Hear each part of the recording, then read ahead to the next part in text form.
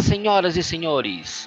Sejam bem-vindos ao Estrada do Nerd. Eu sou Marcelo Escudeiro e hoje nós vamos falar de um personagem muito bacana que eu gosto muito.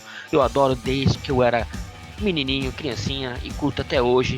Um dos meus super-heróis favoritos é ele, nada mais, nada menos que Superman. Isso mesmo, todo mundo deve conhecer o Superman. Já ouviu falar, já viu nos filmes, história em quadrinhos, desenho animado. Superman é um ser super poderoso, muito forte e combatente do mal e das injustiças. Todo mundo conhece, né? Sabe muito bem a história. Muitos sabem que Superman se chama Kal-El, vem do planeta Krypton, um planeta que estava para ser destruído, ou o Sol estava explodindo, implodindo.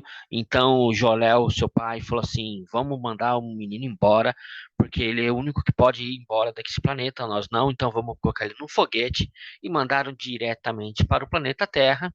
Chegando aqui no planeta Terra, o jovem Kal-El é encontrado no meio do Kansas, Estados Unidos, por um casal, Jonathan Kent e Martha Kent, onde eles olham aquela criancinha bonitinha, branquinha, de olhos azuis, eles não podem ter filhos, aí eles um olha para o outro e pensa, vamos levar para casa, vamos criar esse menininho como se fosse o nosso filho.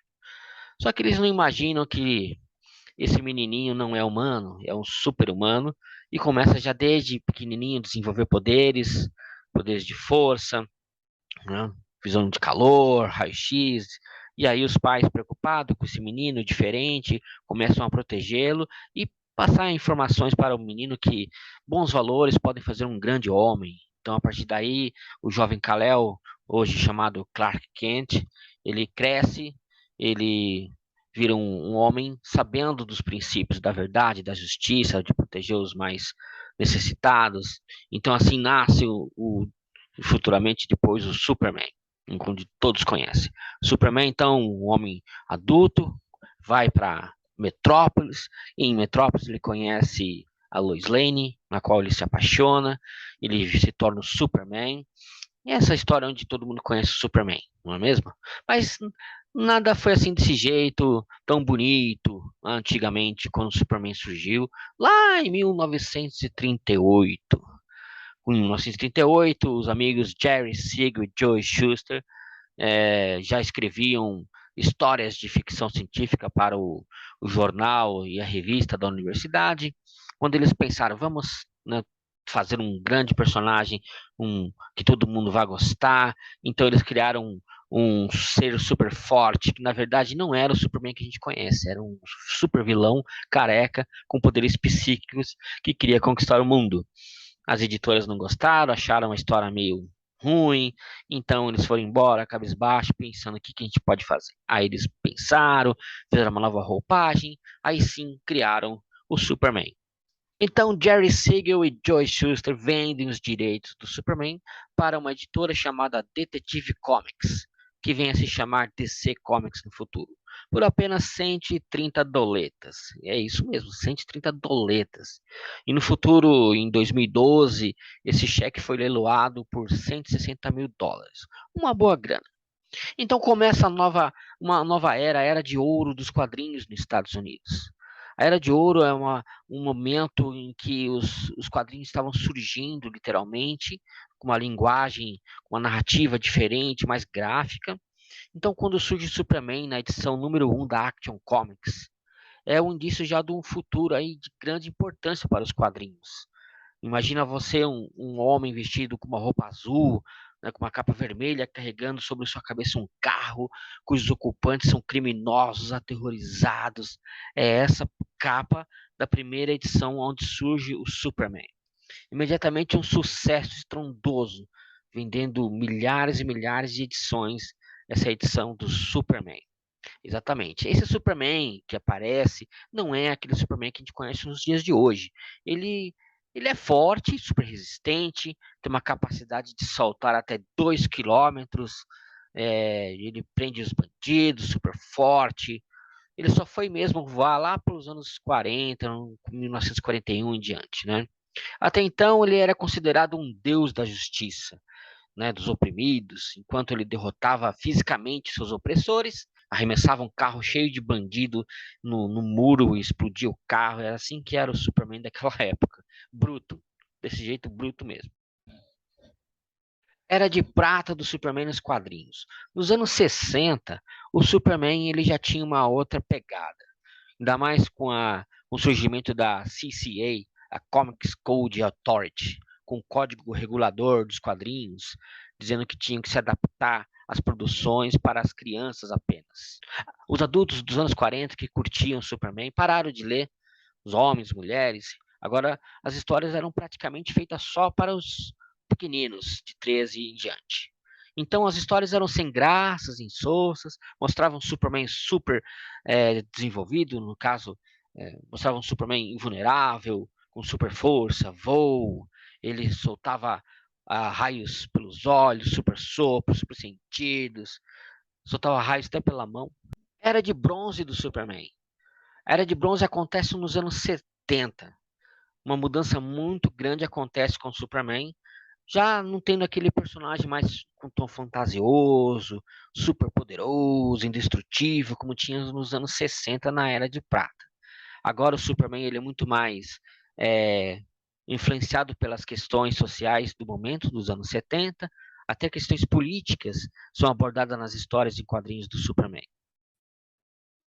A minissérie Crise nas Infinitas Terras, ela põe um ponto final e uma conclusão nesse formato desse Superman que a gente conhece.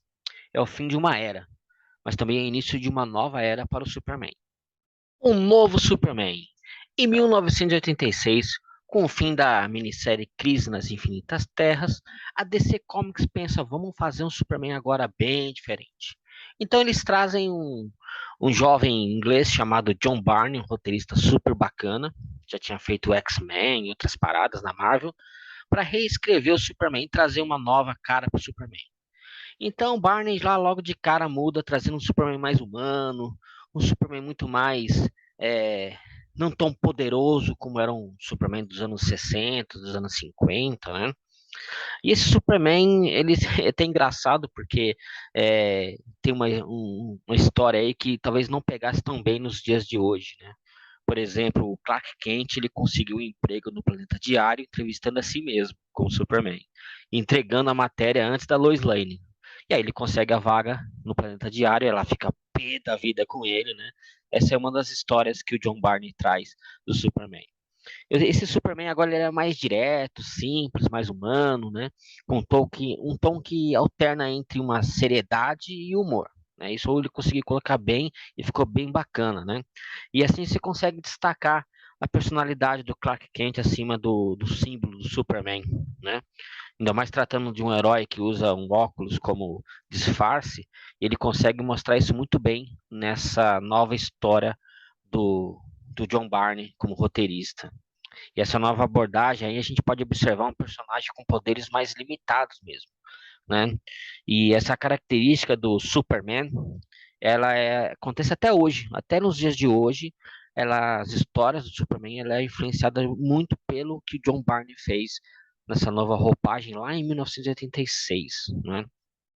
E o Superman, a partir desse momento que o John Byrne traz essa nova cara para o Superman, ele surfa dentro dessa onda durante muito tempo. Nos anos 90 mesmo, quando a DC Comics percebe que tem uma queda muito grande na venda dos quadrinhos, de imediato eles já pensam em fazer algo para chamar a atenção. Então eles fazem a grande história que vendeu milhões e milhões de tiragens, que foi a morte de Superman, uma história icônica, né? Todo mundo já ouviu falar, né?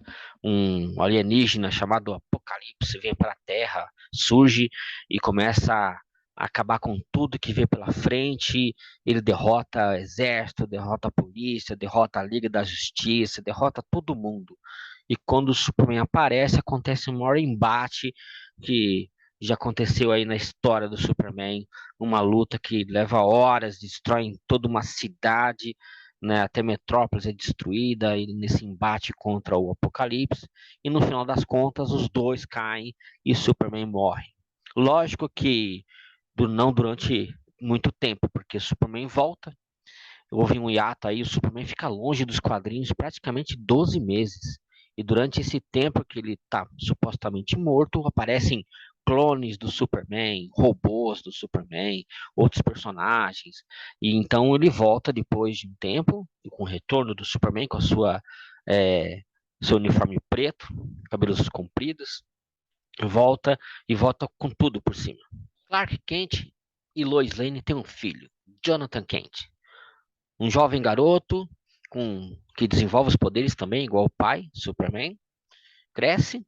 Já nos quadrinhos de hoje, Jonathan Kent, por um dos motivos de ter viajado no tempo junto com seu avô, ele volta para os tempos de hoje já adolescente, entre seus 17 e 18 anos, com os mesmos poderes do pai e até um pouco mais forte. Então, é claro que não podemos deixar de fora aí esse elemento tão importante do Jonathan Kent, que torna o personagem muito representativo, né, e fez uma popularidade aí bem grande. Essa notícia que aconteceu recentemente, que foi na edição do Superman Filho de Kal-El, número 5, onde o roteirista Tom Taylor revela que John é, na verdade, bissexual e se inicia um relacionamento amoroso com o jovem Jane Nakamura. Atualmente, nas histórias em quadrinhos de Superman, ele está ausente, até por uma missão da Liga da Justiça.